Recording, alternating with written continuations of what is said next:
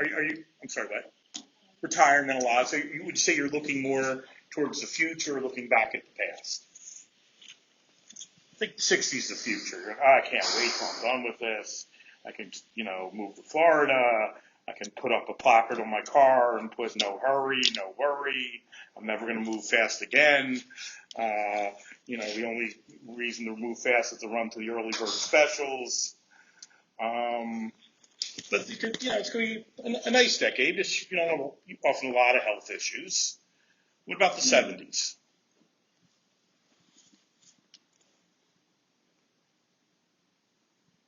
There's two things you're going to be doing a lot in your 70s. You're going to be going to doctors' offices and lawyers a lot. Why? Okay, writing your will, because that's your real power over people now. You're in the will, you're out of it, you're in it again. The doctors, just your body parts that you even forgot you had, suddenly you're breaking down. And what's your main entertainment? Going to doctors' offices. You compare your ailment with every possible person there in the waiting room. You ask them what pills they're taking and what everyone they know, which ones they're taking, and you're comparing why you're taking this and they're taking that. That's what's always kind of interesting. People your age and those in the 70s actually something in common, both interested in drugs, just different types.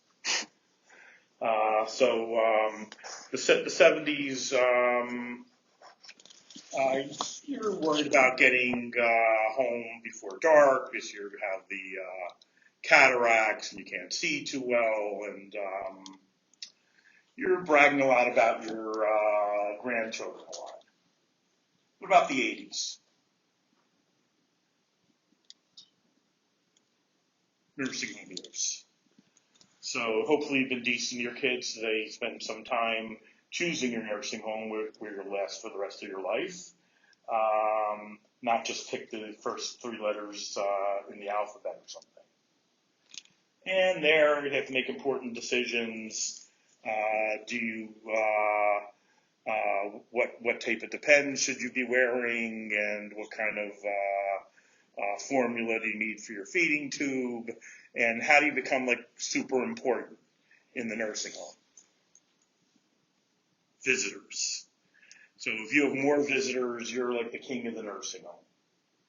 You are like an average person, you only have a visitor every 3 months, then, you're not seen as that important by the staff either. And then eventually, you kind of curl up and die. All right, so how does this reflect the linear conception of time? I'm partly being comical, but at the same time, aren't these all things we're all going to have to deal with at one point? We go through that timeline. It's either you die on the way, or you go through it to the end, and that's what happens. You curl up.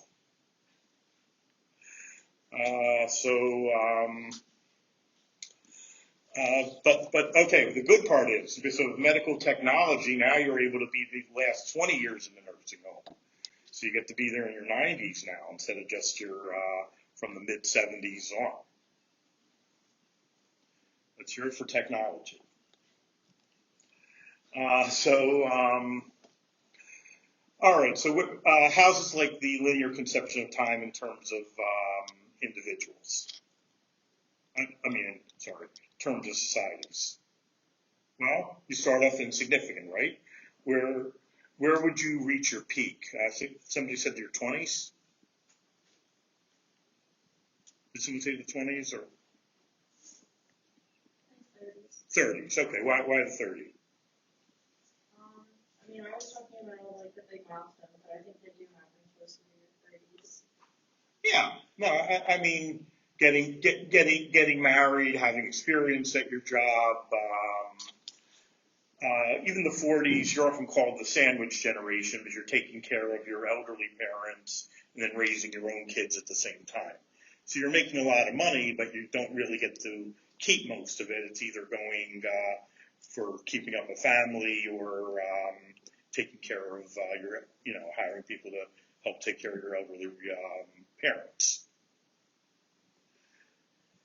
in some ways, the 20s, you're more free because, you're not making a lot of money yet, but it's all yours. You can do whatever you want with it. If you want to spend it all at the bar on Fridays and Saturday night and eat ramen noodles the rest of the week, your body can handle it usually at that point. So does anyone really care? It's up to you. It's your money. Can you get away with that in your 30s when you have kids? Say, oh, I'm sorry, I'm not going to take the kid to the doctor for his immunization.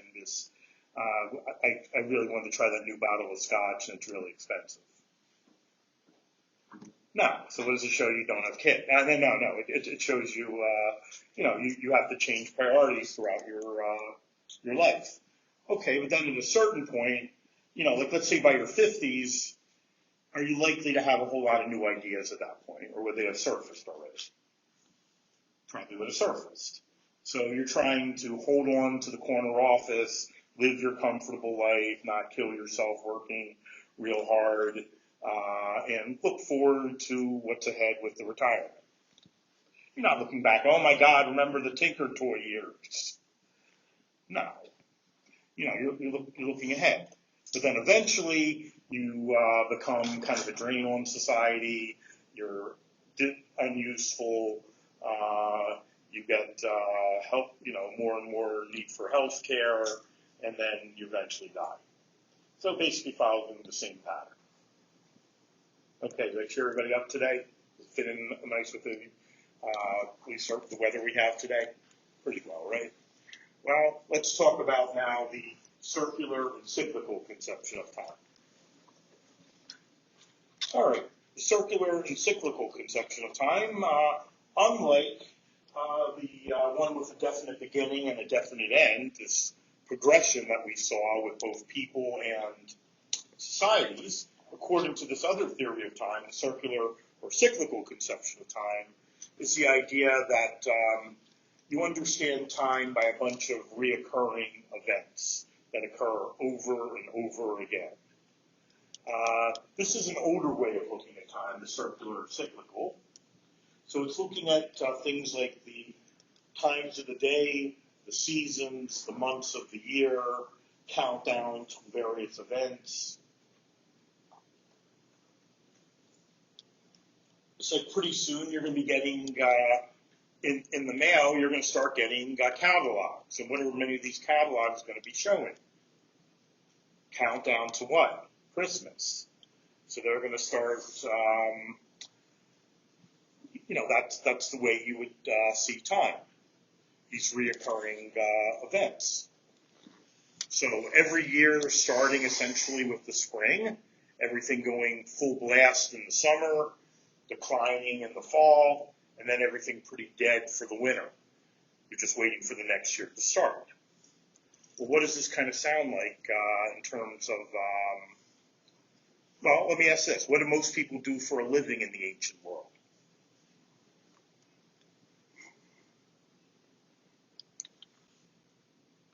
Farmers. Majority of people were farmers. How important are the seasons to the farmers?